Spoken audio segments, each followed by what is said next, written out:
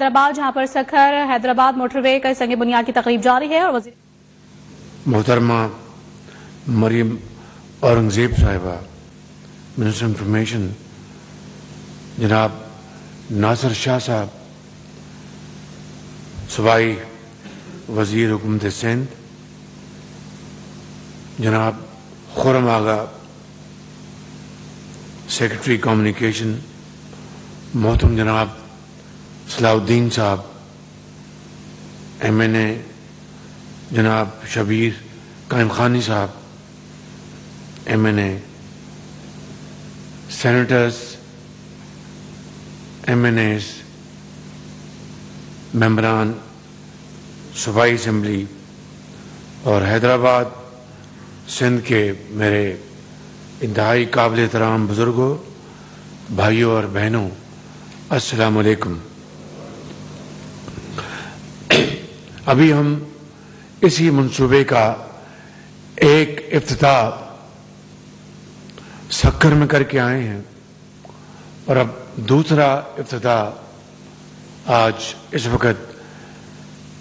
حیدرآباد میں ہوا چاہتا ہے، اور میں آپ کو سب کو دل کی عطا گرائیوں سے مبارکباد پیش کرتا ہوں کہ یہ عظیم منصوبہ جو کہ جس طرح ابھی آپ کو یہاں پر بھی اور سکھر میں بھی بتایا گیا کہ بانی موٹر ویز میاں محمد نواز شریف، یہ انہی کی قومی بصیرت تھی، سوچ تھی، جس نے آج پشاور سے لے کے سکھر تک پورے پاکستان کو ایک لڑی میں پرو دیا ہے، اور آج انہی کے اس ویژن کو ہم آج آگے بڑھا رہے ہیں میاں نواز شریف کے، اور سکھر حیدرآباد کا یہ منصوبہ سیگمنٹ جو کہ 306 کلومیٹر ہے اور 307 ارب روپے کی اس کے اوپر خطی رقم خرچ ہوگی، اور اللہ تعالیٰ نے چاہا تو 30 مہینے میں یہ منصوبہ تکمیل ہوگا آپ کی دعاؤں سے۔ میرے بزرگوں، بھائی اور بہنوں، جناب مراد علی شاہ صاحب حساب کے بڑے پکے ہیں، قانون دان بھی ہیں اور میتھمیٹکس بھی بہت اچھی طرح سمجھتے ہیں، تو کہیں یہ خسارے والی جگہ پر پاؤں نہیں رکھتے، بالکل بہت ذی شعور ہیں، اپنے کام کو بہت سمجھتے ہیں۔ تو انہوں نے آج یہاں پر آ کے سکھر میں جو انہوں نے فرمایا یہاں پر حیدرآباد میں اس میں کئی گنا اضافہ کر دیا ہے، اس کی کئی وجوہات ہیں ان کی۔ تو شاہ صاحب کو پتہ ہے کہ حکومت پاکستان کے خزانے پہ کتنا بوجھ ہے، وہ جانتے ہیں اچھی طرح، اور یقیناً انہوں نے اپنے عوام کی، صوبے کی جو باتیں ہیں، مطالبات انہوں نے پیش کرنے ہیں، یہ ان کا حق ہے، ان کو کرنا بھی چاہیے۔ اسی طرح میرے بھائی امین الحق صاحب نے بھی اپنے مطالبات پیش کیے، اور ایک تو بڑا جائز مطالبہ ہے اور مشترکہ مطالبہ ہے، اور بالکل اس کی منطق سمجھ میں آتی ہے کہ کراچی سے حیدرآباد کا جو موٹر وے ہے وہ بالکل چوک ہو چکا ہے، اور یعنی الٹی گنگا بہتی ہے، ٹریفک الٹی ڈائریکشن سے آتی ہے، حادثات کا آئے دن وہاں پر سامنا ہوتا ہے۔ تو میں سمجھتا ہوں کہ آپ یقین کریں کہ میاں نواز شریف، جس طرح میں نے کہا کہ یہ موٹر وے کی بنیاد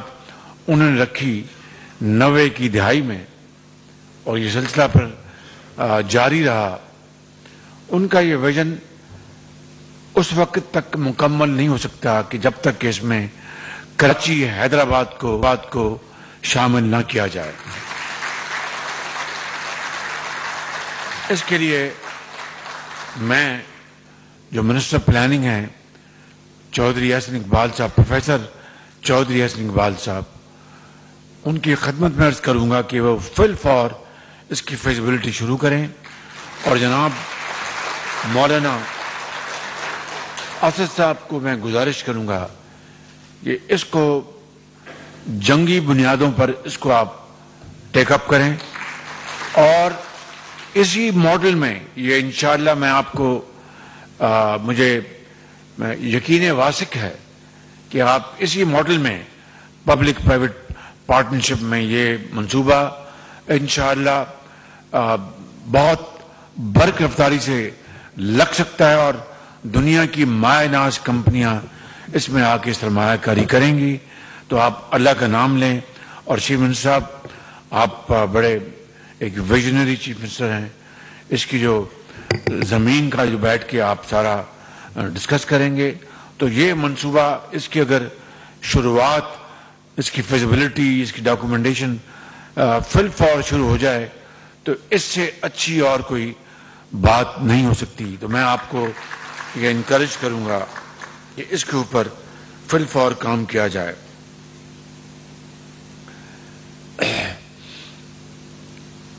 وہاں پر سکر میں مولانا راشد سمرو صاحب نے بھی مطالبات پیش کیے تھے، اور یہاں پر حیدرآباد میں جناب امین الحق صاحب نے مطالبات پیش کیے ہیں۔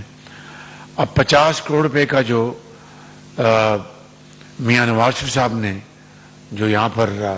ڈیولپمنٹ پیکج کا اعلان کیا تھا، اور جس کے اوپر بوجہ عمل نہ ہو سکا، تو میں سمجھتا ہوں کہ یہ ایک ایسا مطالبہ ہے جو آپ کا جائز بھی ہے۔ تو میں یہ عرض کروں گا، اور جناب چیف منسٹر سندھ کی خدمت میں، کہ 1 ارب میں دیتا ہوں اور 1 ارب آپ دے دیں، تو جناب 2 ارب کا یہ یہاں پہ ہم بہت شکریہ، بڑی مہربانی آپ کی جنروسٹی کا، بہت مہربانی۔ تو یہ 2 ارب کا پیکج ہم حیدرآباد سندھ کے اپنے بھائیوں اور بہنوں کی خدمت میں ہم پیش کر رہے ہیں۔ اور اگلی بات میں یہ عرض کرنا چاہتا ہوں کہ وزیر اعلیٰ صاحب نے ایک لمبی لسٹ یہاں پر جو منصوبے جو ماضی میں جن کے اوپر بات ہوئی یا اس کے اوپر کاغذی کارروائی ہوئی یا کچھ شروعات ہوئی، اس میں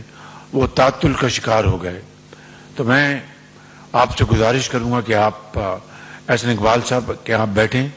اور حضرت آپ بھی بیٹھیں ان کے ساتھ، اور بیٹھ کے یہ ڈسکس کریں کہ بھئی یہ کون سے منصوبے ہیں جو کہ یہ تعطل کا شکار ہوئے، اور اس میں ہم کیا فل فور اس میں بہتری لا سکتے ہیں۔ تو اس کو آپ مہربانی کر کے آپ بیٹھ جائیں اور بیٹھ کے یہ معاملہ طے کریں۔ میرے بزرگوں، بھائی اور بہنوں، جو آخری بات، جو 2 باتیں اس محفل کے حوالے سے میں نے کرنی ہے، وہ یہ ہیں کہ سیلاب نے جو تباہی کی ہے پاکستان میں، سب سے زیادہ تباہی صوبہ سندھ میں ہوئی، اس کے بعد بلوچستان میں، اس کے بعد کے پی کے پہاڑی علاقوں میں اور نوشہرہ میں بھی، اور جنوبی پنجاب کے 2 اضلاع میں سیلاب نے تباہی کی، اور کروڑوں لوگ جو ہیں وہ اس سے متاثر ہوئے۔ بغیر کسی تفصیل میں جائے حکومت پاکستان نے صوبائی حکومتوں کے ساتھ مل کر شبانہ روز عوام کی خدمت کرنے کی ایک بہت خلوص سے کوشش کی، اور ساتھ جو متعلقہ ادارے تھے، این ڈی ایم اے، پی ڈی ایم اے، افواج پاکستان، دن رات تفصیل آپ کو اچھی طرح علم ہے۔ اور تقریباً میں اگر یہ کہوں کہ سب کچھ تمام ملا کر جو وسائل صوبوں نے اور وفاق نے خالی جو 25,000 روپیہ فی خاندان جو متاثر ہوا، جو کہ لاکھوں خاندان بنتے ہیں، 70 ارب روپیہ بے نظیر انکم سپورٹ پروگرام کے ذریعے تقسیم کیا ہے، اور انتہائی شفاف طریقے سے۔ اسی طرح انڈیا میں نے کمبل، خیمے، پانی، خوراک بچوں کی، اسی طرح صوبائی حکومت نے، سندھ کی حکومت نے اربوں روپے خرچ کیے ہیں، اور ان کے پی ڈی ایم اے نے، پھر بلوچستان کی حکومت نے، پنجاب کی اور کے پی کی حکومتوں نے، ہم نے مل کر، میں یہ سمجھتا ہوں کہ اس میں کوئی ذرا بھی اس میں ملمہ کاری یا کوئی ایسی بات نہیں جس کو آدمی نہ کہہ سکے کہ 100 ارب روپے سے بڑھ کے وفاق صوبوں نے خرچ کیا۔ لیکن لاکھوں لوگ آج سردی میں ٹھٹر رہے ہیں بلوچستان کے سنگلاق پہاڑوں میں، اور کے پی کے برف پوش پہاڑوں پہ، اور سندھ کے میران کی وادیوں میں۔ ان کو آج خیمے چاہیے، ونٹر ان کو چاہیے، بلینکٹس چاہیے، ان کو ادویات چاہیے، ان کو خوراک چاہیے۔ باہر کے ممالک نے بھی، ہماری دوست ممالک نے مدد کی ہے۔ ایک بہت بڑا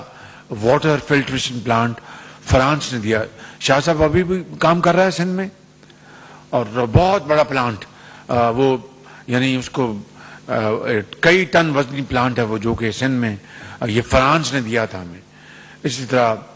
یو اے ای نے، سعودی عربیہ نے، قطر نے، اور دوست ممالک کے برطانیہ نے، امریکہ نے، چائنا نے اور دوسرے ممالک نے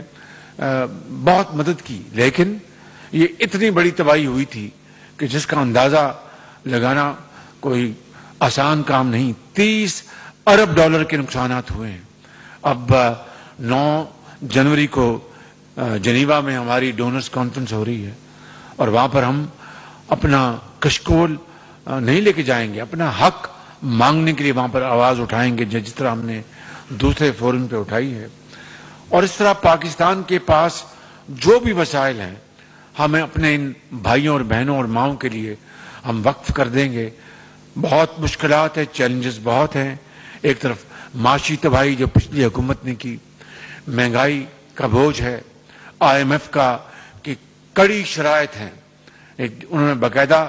پاؤں میں زنجیریں پہنا دی ہیں۔ پھر آپ دیکھتے ہیں کہ ہمیں اس سیلاب کے لیے ہمیں جو فنڈ چاہیے، تو یہ ایک بہت بڑا چیلنج ہے، لیکن ہمت ہارنے کا سوال نہیں پیدا ہوتا اس مالک جس کے قبضے میں ہماری جان ہے۔ انشاءاللہ اس کی مدد اور نصرت سے ہم مل کر یہ مخلوط حکومت ہم کام کر رہی ہے، اور انشاءاللہ عوام کے دکھوں کو ہم مزید کم کریں گے، اور جب تک کہ اپنے گھروں میں چین سے نہیں بیٹھ جاتے، ہم چین سے نہیں بیٹھیں گے۔ اور آخری بات یہ ہے کہ میری آپ سب سے گزارش ہے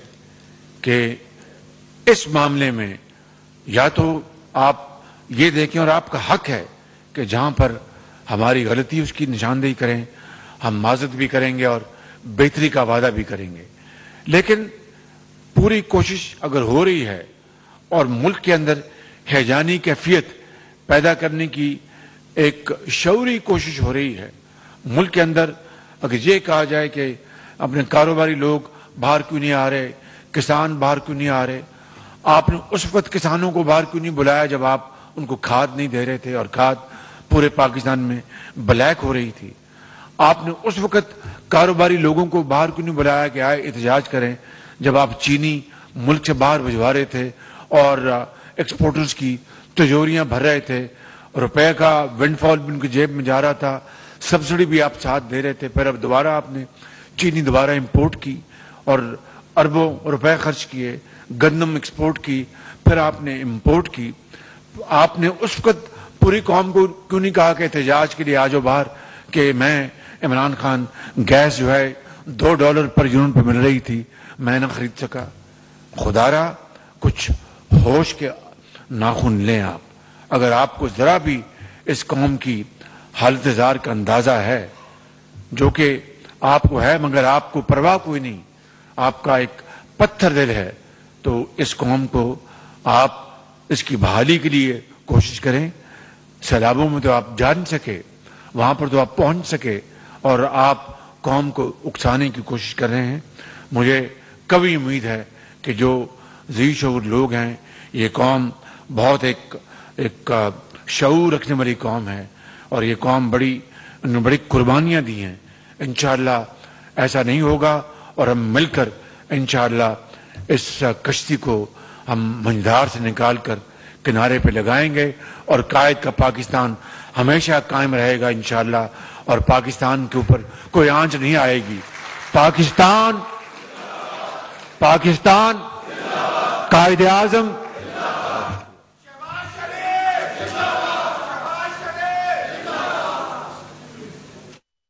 سکھر حیدرآباد موٹر وے کی سنگ بنیاد کی تقریب سے وزیر اعظم